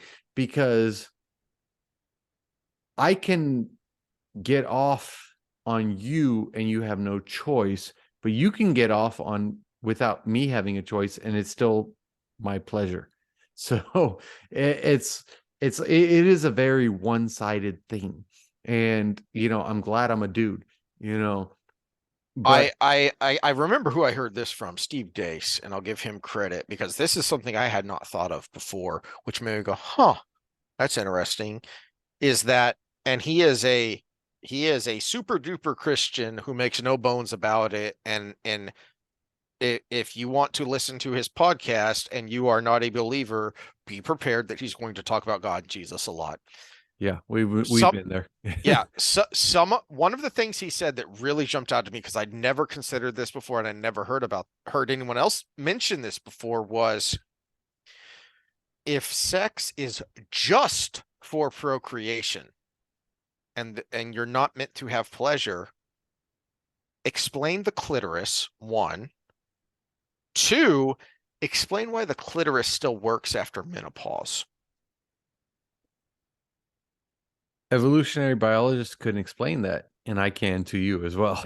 So it But what from a theological standpoint, that is, from a creator standpoint, that's pretty blatant that we are meant to have pleasure in this act, even beyond simple procreation.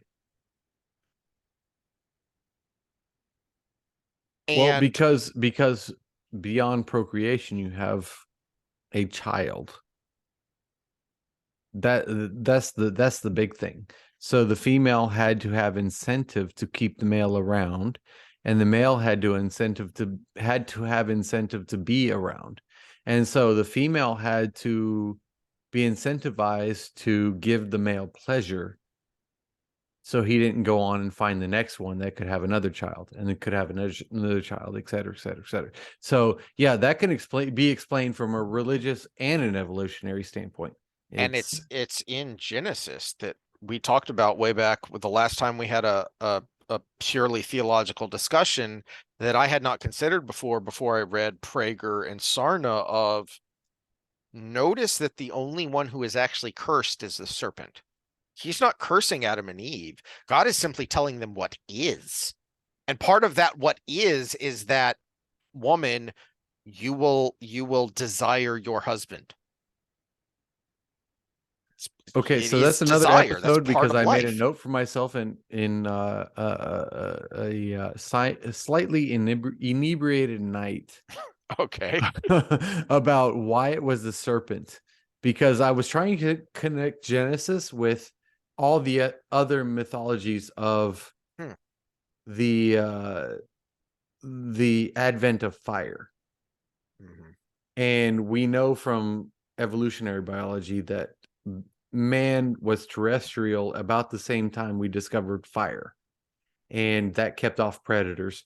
And my thought from that, and let's not derail because I'll go right into the next part of it, but the next part of what we're talking about. But what animal is not deterred by fire? Annoyingly, it's attracted to it, which sucks if you're Yeah, outside. it's serpents. So if we go terrestrial as a human species, why wasn't it the lion, or why wasn't it the crocodile, being the Nile with Moses and all of them? Why wasn't it the jackal, or the hyena, or something that was known for trickery. It was a snake. But we at this point where we have my thesis of the evolution from the forest being to the agricultural being. What is the one being that actually is attracted to heat? Is the serpent. And that becomes our mortal enemy at that point. And so that's a tease for later. So that was a thought I had way late in the night. Yeah. But let's go ahead and go on with the topic we have. Okay. So I don't know how to segue that. Just jump to it. Jump to what was next. Yeah. We'll jump to it. So we're talking about trans, and unfortunate facts is something I like to bring forward in this series of events. This is an unfortunate fact.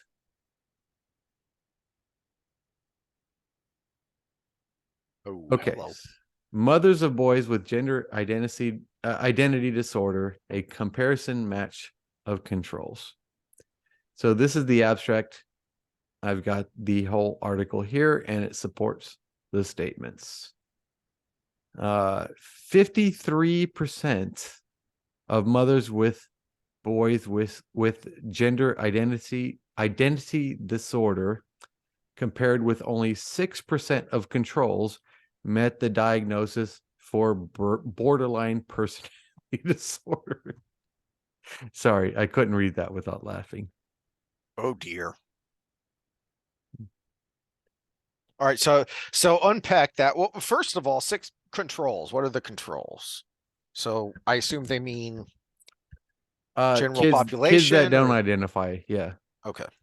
Yeah. So basically, comparing to the normal general population, that's what we would call statistically significant. 53% to 6%. So let's go further. Borderline personality disorder causes dramatic, emotional, and erratic and attention-seeking moods. Hey, it's almost like children who exhibit some kind of gender dysmorphia will grow out of it if left alone. No. You went the wrong direction. I'm talking about the parents. No, I know, but we already have the stat that has been thrown about quite a bit lately of what was it? Was it 80% or was it even more than that of children, like prepubescent children who exhibit some degree of gender dysmorphia will just grow out of it if left alone. Oh yeah, that's like 90%. Yeah. Yeah. It's a ridiculous number. And now you look at mothers with this. Now, was this specifically single mothers? Let's take it further. All right. Okay. Factitious disorder by proxy, which is the fancy way of saying Munchausen's by proxy, has also been associated with bipolar disorder. Now, if you are a medical expert like me, because you've seen the entirety of House, there's a really good episode on Munchausen by proxy, so you'll know exactly what that is.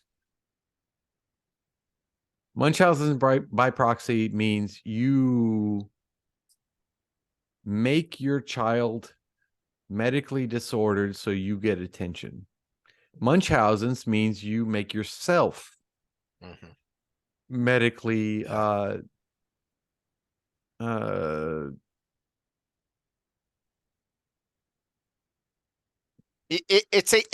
it's kind of like being a hypochondriac, but it's not that you're afraid of all these diseases. It's but that you're trying to get attention. Yeah. So there's a really good House episode, the redhead from what was that crappy Sex and the City show? She was kind of the main guest character And so the twist was that's what she had Munchausen, but she was actually sick this time. But he had to find a way to convince people because everyone just assumed she was faking it because that's what someone with this condition would do. So it was back before that show went off the rails, and it was a pretty good episode exploring the psychology of someone who would do this, of why in the world would you do this. And it goes into, it explains, yeah, it's still hard to imagine from the outside looking in, but you can see how someone who had these incidents in their youth, it would be very formative. And you can see how the affluent white liberal female wanting to be someone, wanting to stand out in this social media world would say, you know, as a mother of two gender fluid children, oh, shut up. You're pushing that on them. They're that way because of you. In the same way that someone who is Munchausen is a hypochondriac because of the attention that they were denied because they had a chronically ill mother or sibling or whatever, that's how that generally develops. It's the same idea, but in the Munchausen's case, that person never purposely did anything. It was just something that developed psychologically because that was an impressionable individual. That, you know, in the case of the show, I want to say it was like a mother with MS or something like that. She couldn't help it. That was just the lot that she had been dealt. That was the hand she'd been dealt in life. So you can understand where Not the necessarily, because I didn't bring COVID into this, because that's a whole nother episode, because I have an association with MS and COVID vaccines. But just in general, I'm using that as an example you said of, she was born with it, but yeah, maybe it's Maybelline.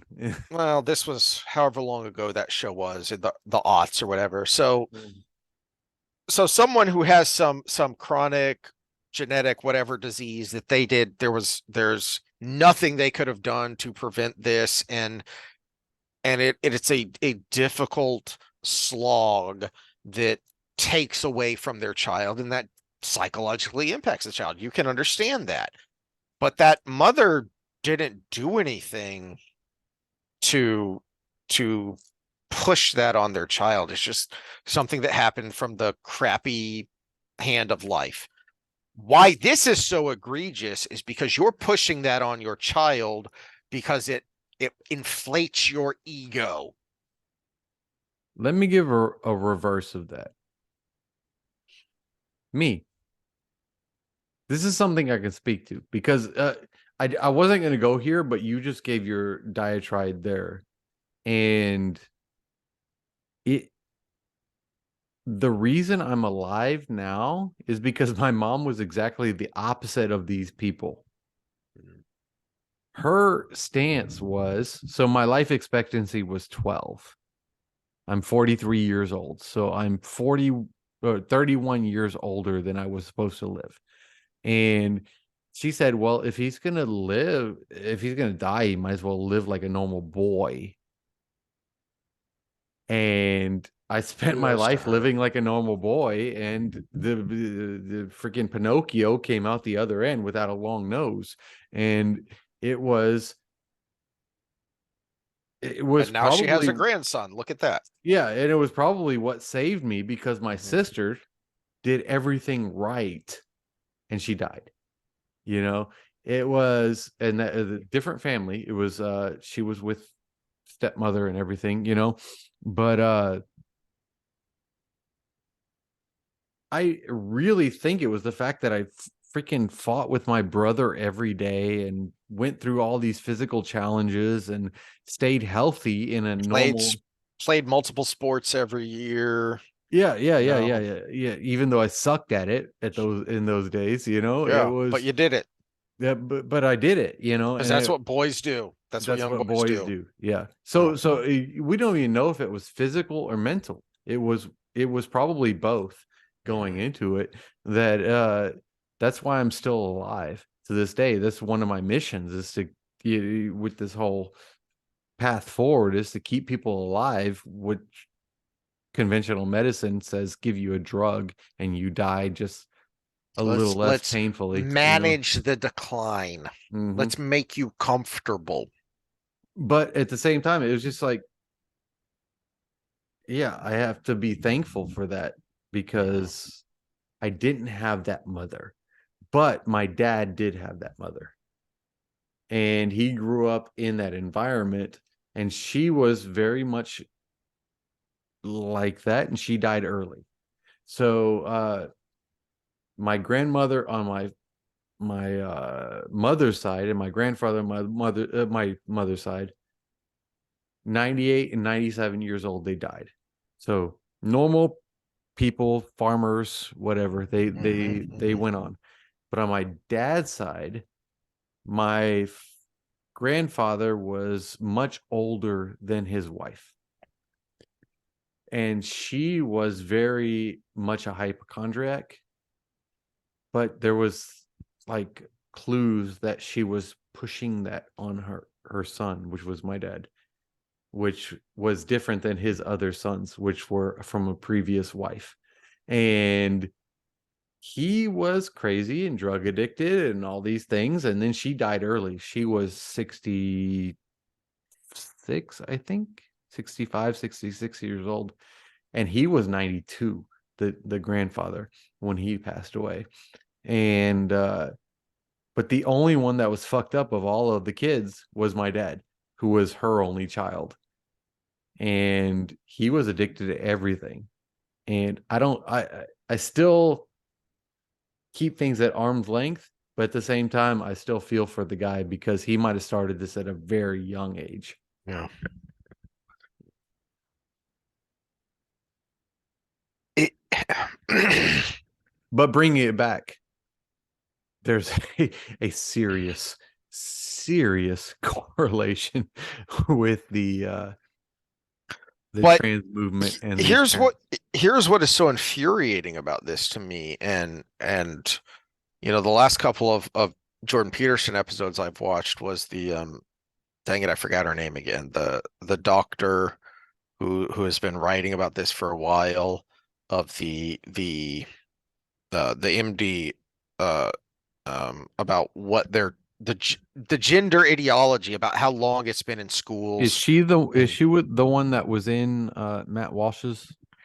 I maybe it was the one where they went kind of in depth into who John Money was. Okay, yeah, And yeah, that was yeah, her. so Hold on, let it me was a get the month, name. 6 weeks ago. And then a couple weeks after that, he talked to Riley Gaines, and a couple weeks after that, he talked to Matt Walsh, and you can see how this really, on a personal level, affects him, because he is very even keeled and thoughtful, and gives a lot of thought to what he says and how he says it. And he was quite clearly mad when he was talking to those people, because of what's going on here, because of the effect it is having on young, impressionable children. And frankly, rightly so. This is why this came up, is that for your grandmother, your paternal grandmother, yeah, what she did was wrong and harmful in Hmm. hindsight, but you can see where she was coming from. She was concerned about very real physical ailments. This is all about feelings. Hmm. You are potentially permanently damaging your child, your prepubescent child, because of feelings, both theirs and yours. What they feel right now about being gender fluid or being born in the wrong body, and what you feel about the status that having a queer child gives you. Hmm. That's unforgivable. I can understand where someone like your paternal grandmother is coming from that could make a mistake and cause harm, even generational harm. Obviously, that's a shame. That was wrong. Too bad it had to happen that way. But you understand how a normal, logical thinking person could get there. This makes no No, sense. no, no. There's a difference between though I can understand and then it's forgivable because Mhm. we live in a day and age where things are checked. We have checks and balances, you know? It's not something that we can just say, "Oh, that was great. Okay, you're cool," because we have all the information and that person has all the information as well. That's a good point. That is, I mean, that's kind of the point I was making in part one of this isn't new. Much like with COVID, oh, well, the science has changed. No, it didn't. The narrative has changed. You're just willing to accept what all of these people were saying 2 years ago, 3 years ago. You're just willing to accept it now, but it's not new. And that's kind of what's going on here is, hold on a second. This isn't new. This is this is things we've always known. And there's plenty of, you know, you, you cannot like him, you cannot like his presentation, but much like you can't just dismiss Dr. McCullough when it comes to COVID or Dr. Malone. You can think they're wrong, but you can't just dismiss him. They're far too established and credible for that. You can't dismiss Dr. Peterson on Okay, this no, issue. yeah, I got to stop you for just a second. So I'm trying to find the name of the person you were talking Uh-huh. about. So she was in What is a Woman? Mhm. And I said female psychologist in What is a Woman on my Google search. And here's what I come up with. Oh no. 10 women who helped change psychology. Understanding the female psychology. History of women in psychology. Notable figures in the field. I do not get the person we're talking about. I'm trying to figure out what her freaking name is. That's what comes up. Sound about right. Yeah. Dang it. I've watched her twice. No, I'll look it up. Go ahead. I've ranted too long. You go back to, why we're here in the first place and what you were talking about. That was my end. That Oh, okay. was Okay. yeah, yeah. That the mental state of the parent is actually playing a large role in what's going on because Yeah. 53% versus 6%.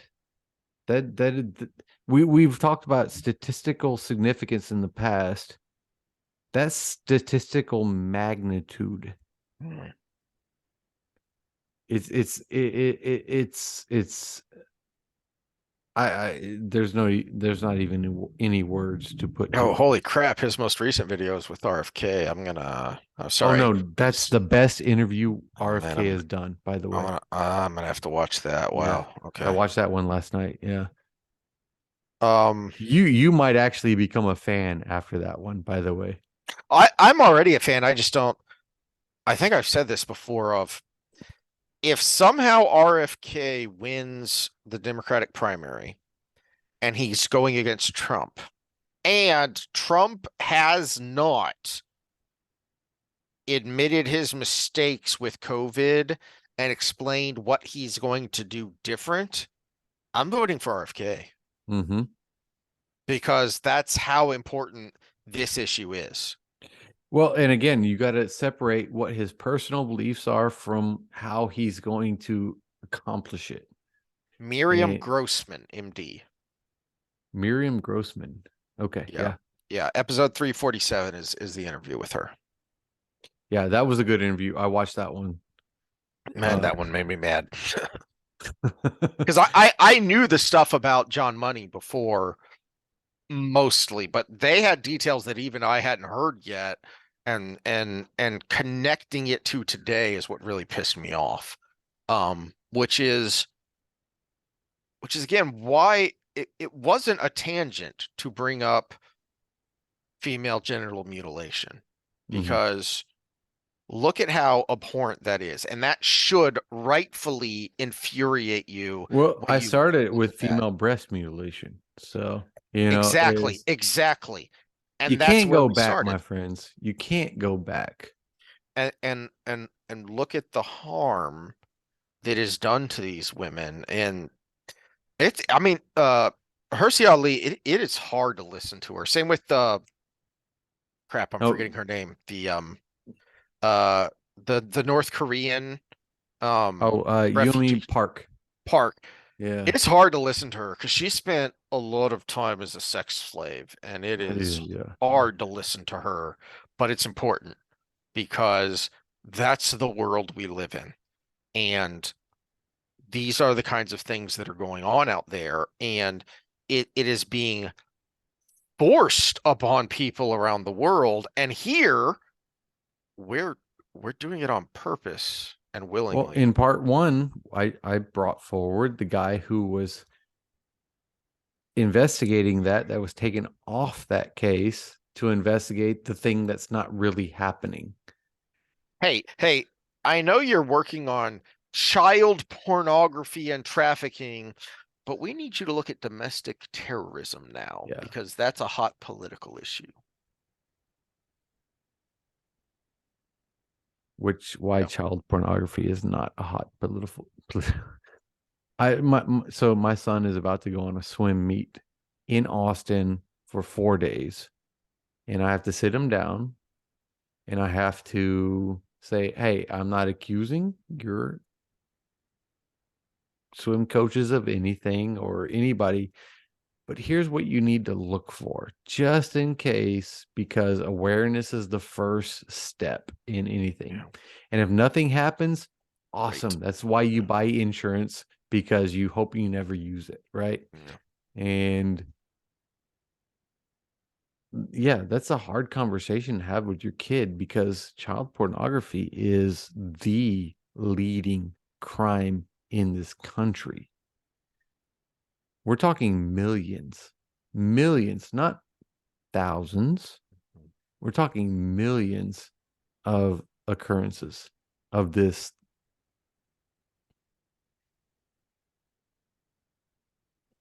I have no words because I have a son, Yeah. so Yeah. Yeah. who's right in that age. Well, let's close this one out because God, that was depressing. Yeah, I just looked something up that was okay, pull it up because let's. no, just to to reinforce your point and what led to that point. According to the UN, there are somewhere around 50 million slaves in the world today, and about half of them are sex slaves. Yep. So that goes along with the numbers with the who was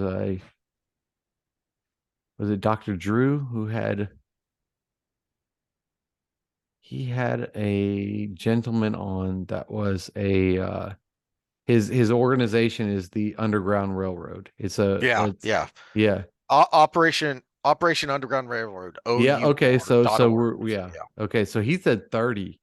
I know of them from other sources. Yeah, I've seen them Mhm. before, so I know the work they do. So It blows me away because we want to protect our kids. I couldn't imagine doing that. And I can't remember his name, but like the founder leader of this is I believe he's a former Green Beret. So he's seen some stuff. Okay, so that's the guy I was And listening to. Yeah. he's seen some stuff. And I've Yeah. listened to him in other interviews talking about how hard it is to do what they do because Because he has to pretend he's one of them sometimes. they go in as Yeah. buyers. I'm like, man, the stuff that this guy has seen as I don't remember how many years in the army and, a big chunk of that in the special forces. And you can hear him getting choked up when he talks about it of having to keep it together to pose as a buyer of Mhm. 12-year-old kids for sex. That's what they are buying. And they know it. The seller knows it. But that's what they've got to do to get these kids out of danger. And he adopted several of them. That's another thing. So, They, man, they, if we're gonna try and end on a happy note, which is hard for me to do because I'm a natural pessimist, is at least there are people out there doing things. There no, is, and I am an optimist that we can come out of this and go back to what we started with in the last part one of this episode. I don't want bad things to happen to this guy, but I hope him and his team pull out of it, because the alternative from that is RFK comes forward, and realistically, this is probably the most honest person we've had in yeah. in quite some time. And then whoever comes out of it on the other side, we could have Trump, we could have DeSantis. In a alternate universe, we could have Vivek. You know, Hell, we could have Tim Scott. You never know what's we gonna could have happen. Tim Scott. You know, He made a big splash on The View this week, which was hilarious. oh, that was funny. Yeah, that was good. That was good. But at the same time, it would actually be an honest debate. Mhm. And that's the best thing that could come out of any of this, is an honest Yeah. debate. And I don't think we get that with the status quo. And I I don't know. Do they do like they how many years can you do this when you can just pump him full of Adderall Yeah. and throw him out there on the stage? And That's a question for the doctor, but I can't imagine it's very long. no. It's And where we started was with his fall, because when that starts, it goes downhill fast. no, So, you want the positive message. So you brought up this fact in a couple episodes ago, the long march through the institutions. mhm. America has been the anomaly. And it's because the institutions don't work. And when we look at what's going on, communism and fascism have not worked. But what we have right now is a combination of the two. And we don't know if it's going to work or not, but America can come out on the other end and say, we prevented everything. Or we could end up with this new symbiotic relationship between the two that is the new world order, which is what's trying to happen. So we're in a kind of a space where we could end up with either of the two. And frankly,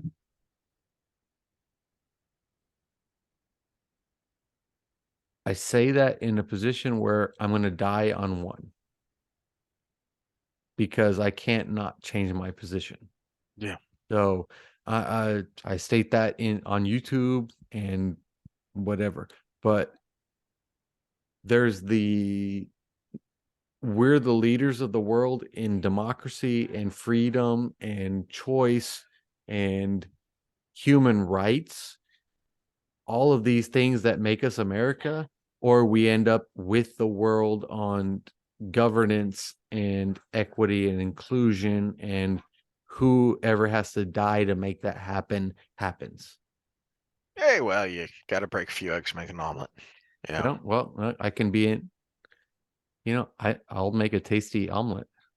Well, and to your point, even before we get to that point, it doesn't have to be Randy, get your gun, and all it has to be, at least to start with, All it is you has to be just is say the words I no. just said. Yeah, it's no, I'm not going to do that. No, Yeah. no, I'm not going to do that. I'm not going to do it. No. And there is historical precedence for that. If you look at We got to get into what was that? COVID stuff because of the new world Nah, passports. I'm going. It's June 7th, so I'm going June 6th. There's a good documentary on Netflix I haven't finished because man, it's hard to watch. Called The Last Days, and it is about, you know, it's about what happened in Nazi Germany. And if you listen to interviews from the people who lived through it, a lot of them will say basically the same thing, which was, we didn't do anything special. We're not special people. We didn't do anything heroic. All we did was refuse to go over the cliff with the rest of the lemmings. All we did was say, no, we're not going to do that. That's wrong. We're not going to do it. We Oh, didn't and stand up. and I'm my uncle's Green Beret. I'm gonna take as many down with me as I can. Well, yep. I mean, that's one philosophy, but before you even get there, all you have to do, and this is basically what we're No, seeing right now. preventative medicine. That's Yes. my job. Yeah. But what we're seeing right now with like the clip from California that you showed, and there's, before we got to that point of the clip you showed, what I heard, I didn't see the video, was a school board meeting where this started. And it was basically parents saying, no, we are not doing that. And the powers that be trying to force it. And the parents just saying, no, I will not move from this point. Sometimes that's all it takes. So start Sometimes there. until the National Guard gets in there. Well, hey, you know what? Let's find out. Yeah. You have to have the courage to say, let's find out. Well, California already declared that if Trump wins again, that they're going to succeed. So, All right, and at have that fun with point, that. it's like good riddance. All right, Pacific cool. Pacific Ocean is going to take you eventually anyway. In, So, in the words of one of my favorite movies, well, bye. God, I love don't let the Tombstone. door hit you on the way out. It's annoying that that was one of the bad guys because it's a great line. Well, bye. No, no, no. We've had everybody talks about Civil War, but what we've had is the fifth generation Civil War, the Exodus. The states have been more polar, and it's just the people moving where they want to go, and we'll see what happens after that. But my problem is I'm not right, and I live in a right-leaning area. You're also not left, so those people aren't going to help you And I'm much not either. left. So Yeah. where the fuck do I go? That's with what we were talking about previously with an RFK versus DeSantis, is we just need more regular people to recognize, Mhm. hey, you know what? We don't have to fight each other over the details. Let's, before we all get all bent out of shape and butt hurt and yelling at each other because of team jerseys, is let's recognize what we actually agree on. You know, let you darn cat. Let's let's focus on that of, okay, what do we agree on? You know, what principles do we hold in common? All right, cool. I can live with you, you can live with me. Now let us, even if it gets contentious, let us civilly debate on what the answer is. But always keeping in mind, we agree on the principles. We agree on the big picture. Absolutely. Good place to end. Great positive message to end on. So now I'm gonna go eat some chili and have a nice poop. And we will see y'all Friday for Wheel of Time. yes, Wheel of Time. All right. Awesome. No advice given for health or anything. Disclaimers, etc. Later, guys.